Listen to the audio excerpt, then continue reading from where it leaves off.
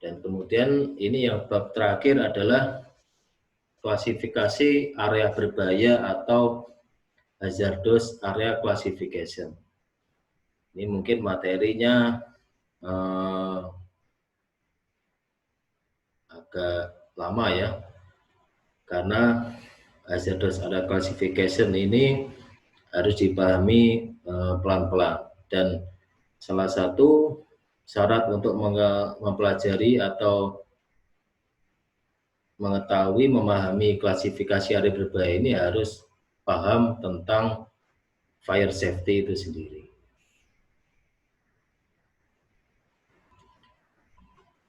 Area berbahaya yaitu lokasi di mana api atau ledakan mungkin terjadi karena adanya gas atau uap, cairan, debu, dan vapor yang dapat terbakar. Ketika berhadapan dengan lokasi berbahaya atau beracun, hasil yang diinginkan adalah menghilangkan kemungkinan terjadi api dan ledakan.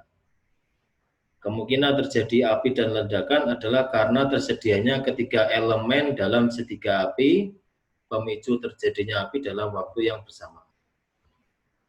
Apa itu HAC atau Hazardous Area Classification? Itu adalah suatu metode atau cara untuk mengklasifikasikan area atau daerah sesuai dengan tingkat bahaya yang ada.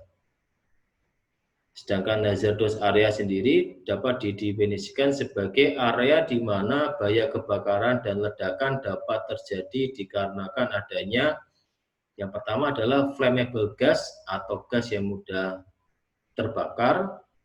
Flammable vapor itu adalah uap yang mudah terbakar. Ketika dia sudah mencapai di titik flash point ataupun flare point-nya, maka dia akan bisa terbakar. Atau ketika dia sudah tercapai AIT-nya atau auto ignition temperaturnya, maka dia vapor atau uap ini bisa terbakar dengan sendirinya. Yang ketiga adalah flammable liquid, yaitu cairan yang mudah terbakar. Yang keempat adalah combustible dust atau debu yang mudah terbakar. Yang kelima adalah ignible vapor atau flying. Ini adalah suatu partikel-partikel kecil yang kemungkinan bisa menyebabkan terjadinya spark atau percikan. Contohnya adalah proses elektrostatik itu sendiri. Mengapa hazardous area classification ini dibutuhkan? Yang pertama adalah kita bisa menganalisa dan mengklasifikasikan lingkungan berdasarkan tingkat bahayanya. Yang kedua adalah tujuan akhir dari hazardous area classification ini adalah kita mampu memilih peralatan elektrik yang tepat serta cara penginstalan alat yang sesuai dengan klasifikasi bahaya yang dimaksud. Ini tujuan atau kenapa hazardous area classification ini dibutuhkan. Nah, hazardous classification ini menggunakan dua standar yang berbeda-beda ya. Kalau mengacu di standar Amerika Utara, ini menggunakan kelas dan divisi, yaitu dibagi menjadi 3 kelas dan 2 divisi. Tapi kalau berdasarkan Eropa, dia menggunakan zona sistem atau zone system berdasarkan IEC atau International Electrotechnical Commission. Nah, ini perbandingan antara kelas, divisi, dan juga zona. Dari tabel ini, hazardous material atau materi yang berbahaya yang berupa gas atau uap, ya, berupa atau gas atau uap. Kalau dia menggunakan kelas divisi, maka ini pengertiannya adalah dibagi menjadi 2, yaitu kelas 1 div 1 dan juga kelas 1 div 2. Kelas 1 divisi 2 dan kelas 1 divisi 1. Tapi kalau menggunakan standar Eropa, dia menggunakan sistem zonasi atau zona, dia hanya dibedakan menjadi 2 saja. Zona 0 dan 1 dan zona kedua. Berikutnya, hazardous atau klasifikasi location-nya, class 1 location itu adalah area di mana gas yang mudah terbakar itu bisa terbakar bersama dengan uap atau vapor yang cukup tersedia di udara dengan jumlah yang mencukupi untuk menghasilkan ledakan atau kebakaran itu sendiri. Nah, vapor atau uap ini adalah sebuah senyawa atau material yang dimana dalam keadaan normal dia berbentuk cair atau liquid, namun ketika dia namun menghasilkan gas yang mudah terbakar dalam radius tertentu juga masih dalam kondisi normal. Contohnya adalah gasolin, atau contohnya yang lain adalah contohnya pertalit atau premium dan lain sebagainya. Ketika senyawa tersebut dalam keadaan normal berbentuk cair, kemudian dia terbakar dalam jarak tertentu, ketika ada paparan temperatur dan paparan temperaturnya itu sesuai, maka dalam dia kondisi normal terbakar, maka ini sudah memasuki area class 1 location atau class 1 area. Nah, berikutnya adalah frekuensi kemunculan berbanding dengan kelas dan zona. Berbanding dengan kelas dan zona. Seperti yang tadi, kalau menganut versi Amerika, itu pengertiannya adalah kelas dan divisi. Kelas dan divisi. Class division system.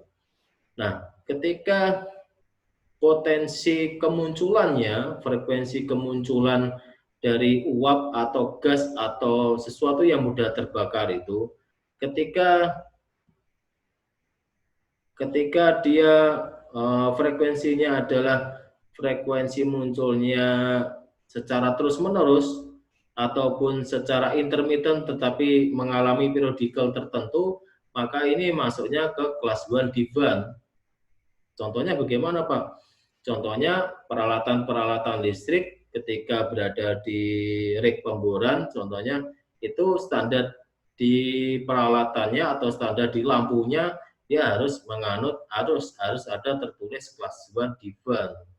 Kalau peralatan tersebut mengacu ke standar Amerika. Tapi kalau menganut ke standar Eropa, ya itu menganut ke zona, sistem zona 0 dan zona 1.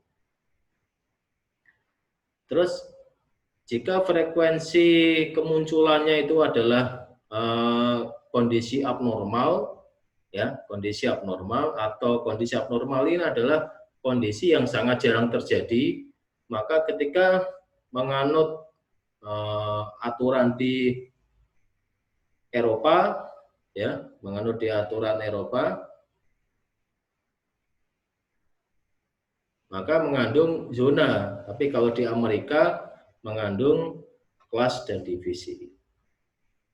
Kelas dan divisi. Jadi kalau di Amerika dia menggunakan sistem kelas divisi. Tapi kalau di Eropa berdasarkan referensi dari IEC, International Electrotechnical dan Commission, dia mengandung mengacu ke sistem zona atau zona sistem. Zona 0, 1, dan 2 ini dilihat dari frekuensi kekerapan atau kemunculannya. Nah, perbedaan zona 0, 1, dan 2 ini tergantung dari grade of release-nya atau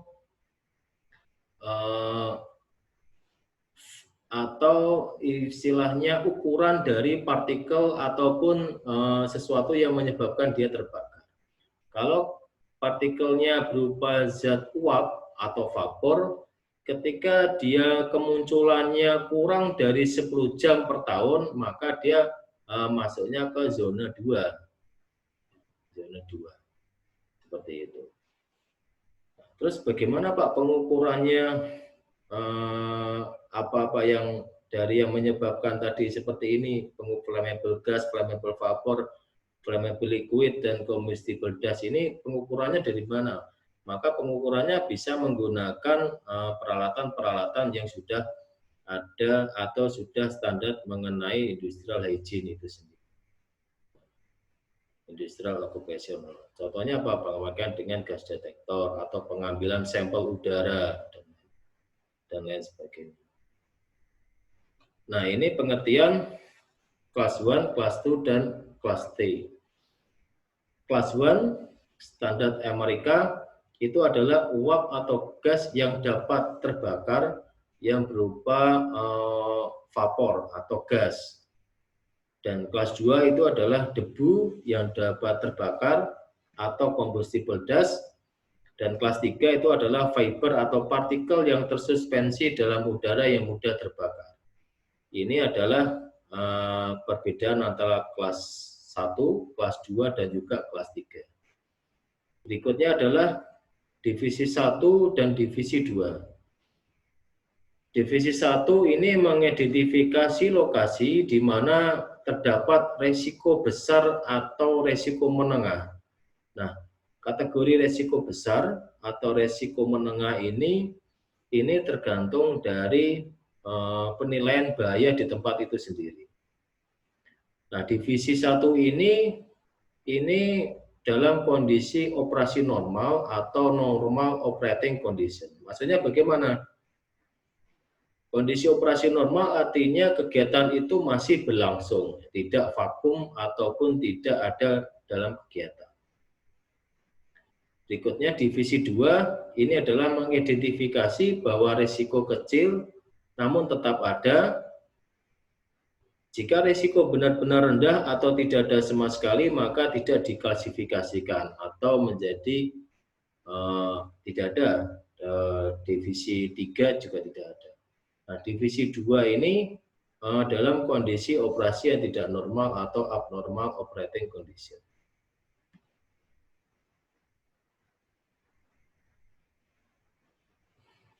Kelas 1 DIVAN itu menurut standar Amerika adalah lokasi di mana bahaya ledakan ada pada proses operasi normal dan risiko bahaya ada sepanjang waktu. Divisi 1 juga merupakan lokasi di mana kegagalan peralatan elektrikal atau proses akan mengeluarkan konsentrasi yang mudah terbakar.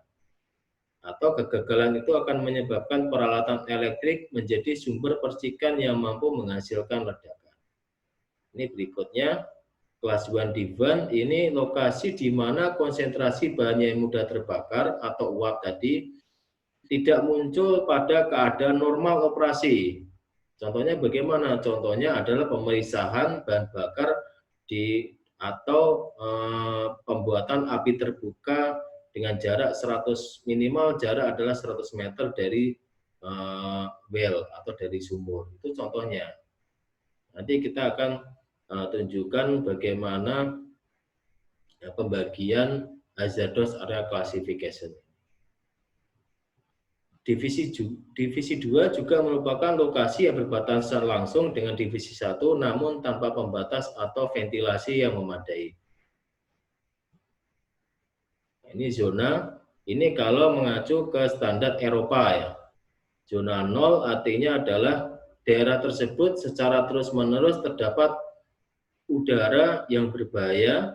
Kalau zona 1 ini daerah yang dalam kondisi normal operasi terdapat udara yang berbahaya. Ini artinya kadangkala di zona 1 ini bahayanya sudah bisa diminimalisir. Dengan cara apa? Dengan cara menjaga jarak dari sumber paparan gas-gas atau uap yang mudah terbakar. Untuk zona 2 ini dalam kondisi tidak normal terdapat udara yang berbahaya. Termasuk juga berikutnya adalah zona aman. Adalah daerah yang ada di luar daerah 0, daerah 1, dan juga daerah 2. Nah, ini tingkat resikonya dari hazardous area classification ya. Dari grafik ini semakin durasi waktunya itu semakin panjang, ini akan menimbulkan resiko yang lebih tinggi. Ya, resiko yang lebih tinggi. Pada grafik sebelah kiri ini adalah menganut ke standar Amerika ya, yaitu kelas 1 DIVAN. Warna merah ini adalah kelas 1 DIVAN, warna kuning ini adalah batasnya ini masih bisa ditolerir ataupun tingkat resikonya sudah dapat diturunkan, yaitu kelas 1 div 2. Kalau yang digambar sebelah kanan ini adalah mengacu ke standar Eropa, ya. Di mana standar Eropa ini mengacu ke IEC, International Electrotechnical and Commission.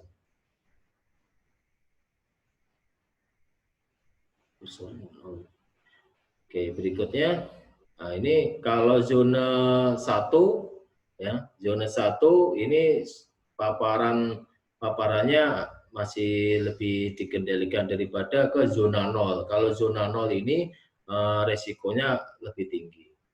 Sama seperti dengan grafik kanan dan kiri, ini hanya perbedaan versi menurut Amerika dan juga menurut Eropa. Nah, bagaimana Pak kita tahu ini menganut Amerika maupun menganut Eropa? Kita bisa lihat pada nameplate peralatannya. Ya. Kalau lampu, kita lihat lampunya itu di nameplate-nya dia ada kategori CE atau EX, itu berarti kategorinya adalah kategori Eropa. Nah, ini pembagian area klasifikasi, ya, termasuk ada juga temperatur kelas atau pembagian secara temperatur. Ada T1, T2, T3, T4, T5 maupun T6.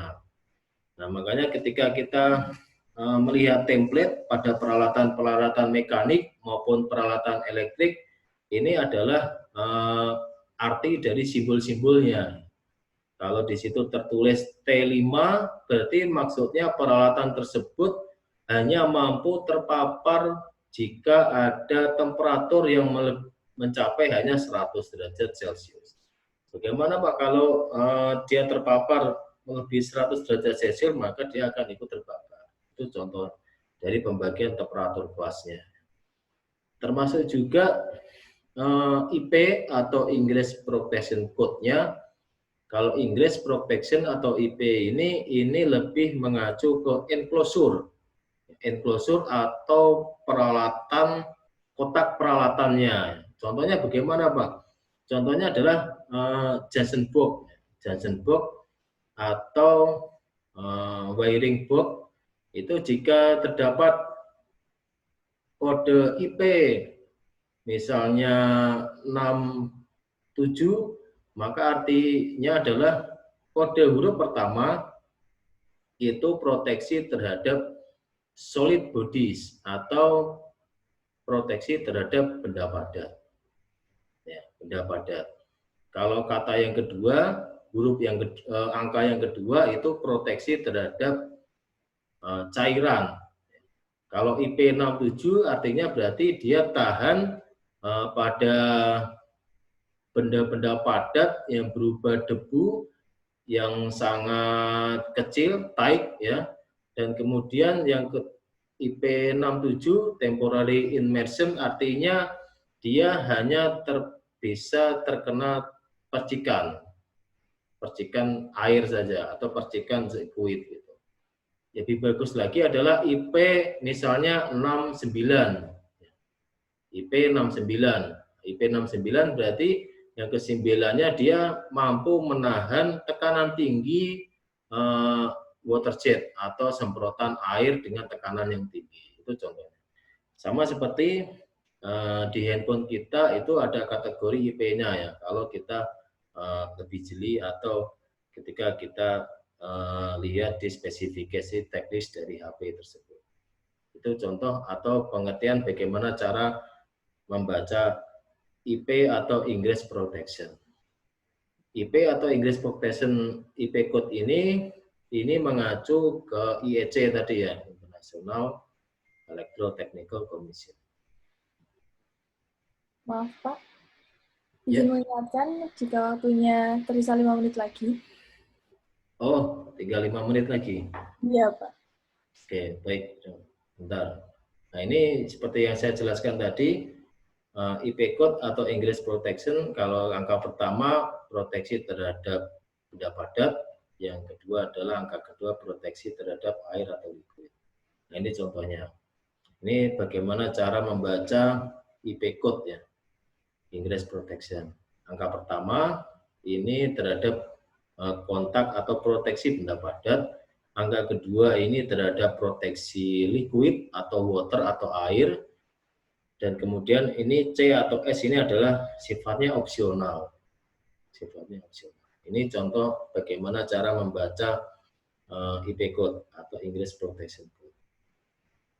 Nah, ini contohnya adalah bagaimana cara membuat layout. Contohnya adalah layout rekonturan ya, yang menganut atau standarisasi ada HAC atau hazardous area classification.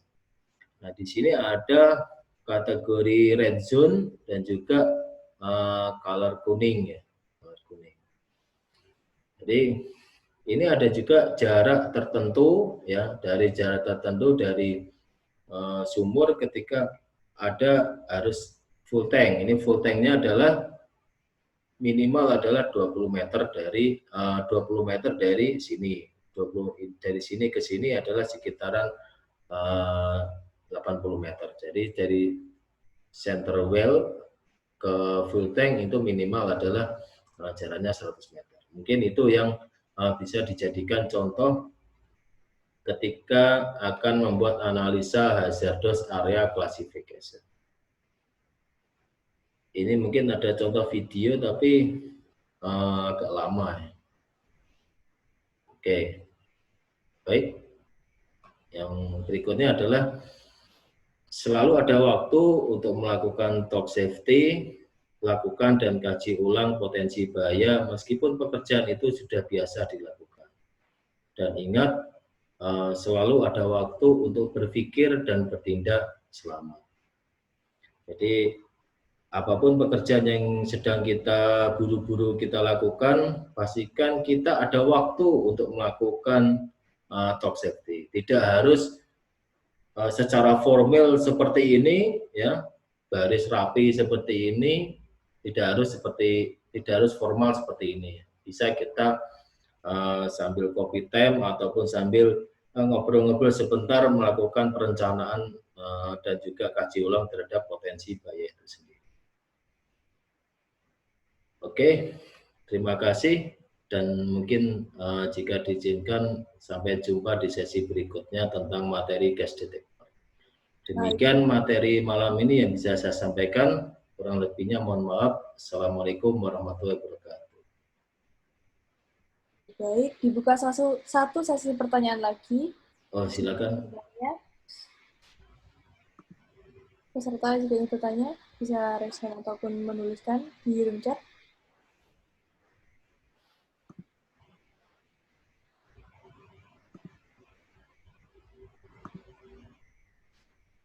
Sepertinya tidak ada, Pak. Sudah. Oke, nggak ada. Mungkin sudah terlalu lelah, sudah terlalu malam. Iya, sudah larut tadi, Pak. Baik, jika seperti itu, terima kasih kepada Bapak Rahmat tentang materinya sangat luar biasa, yang disampaikan dengan luar biasa pula. Dan kepada peserta yang tak kalah luar biasa antusiasnya ya Pak, pertanyaannya banyak sekali. Saya selaku MC dan moderator, mohon undur diri, semoga kita dapat bertemu di event-event kita selanjutnya. Tetap pantengin IG kita, yaitu Borneo Bisa, dapat di-follow juga. Terima kasih, saya tutup. Wassalamualaikum warahmatullahi wabarakatuh. Waalaikumsalam warahmatullahi wabarakatuh.